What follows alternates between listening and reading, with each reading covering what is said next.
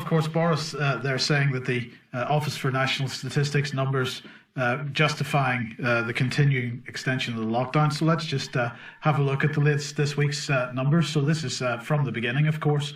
The red line, as usual, showing the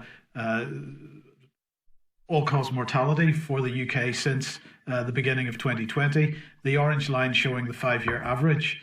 Well, if we put the line on which shows when the first lockdown occurred on week 13, we find that immediately after that lockdown, we saw this massive spike in excess mortality. Now, of course, the people that are pro-lockdown are arguing that excess spike is all COVID deaths, and that those were infections that began a couple of weeks prior to that. We have been from the beginning making the point that those were in fact lockdown deaths as a result of the withdrawal of NHS treatment for non-COVID related issues. Also the fact that NHS support was removed from many care homes in the first lockdown period, and so on.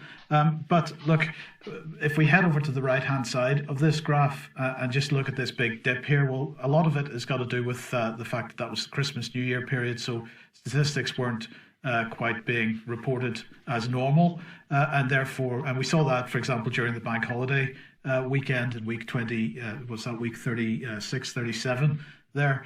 So we've got to keep that in mind when we look at the significant rise in the number of deaths apparently in this first week. We see it is pretty much following the trend of the 5-year average, even though it's higher than the 5-year average, but it's still marked, and I would say that, bearing in mind that that's when this current lockdown began, again we see a similar trend to what happened during the first lockdown.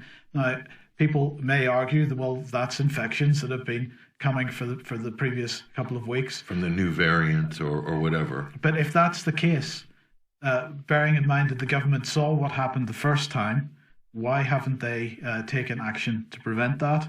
But this is the issue here is, I believe, more the fact that once again we've had NHS treatment withdrawn from people. We're going to come on to where the excess mortality is happening in 1 second. But I mean, in the last couple of weeks, we have been making the point that NHS treatment is being withdrawn from people that are not affected by COVID.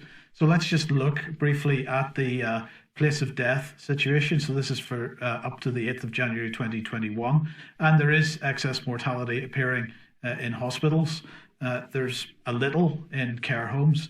But the other really significant area, again, is in individual private homes.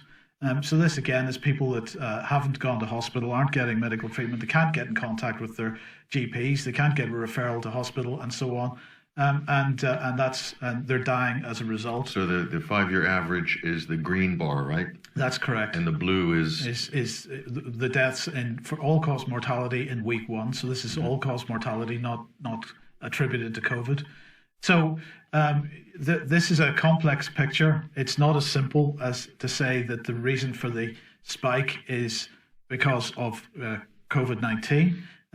Because it's much broader than that. And I'm, again, though, however, seeing attribution to COVID-19 where that's not justified. Yeah, so there's even another problem within what you just showed, Mike, was that the labeling of COVID deaths. Yes. And a lot of that, Mike, is down to the really the misuse, and some might say the institutional fraud of using PCR tests in the wrong way, basically. And so this is going to inflate the numbers of deaths, of cases, etc.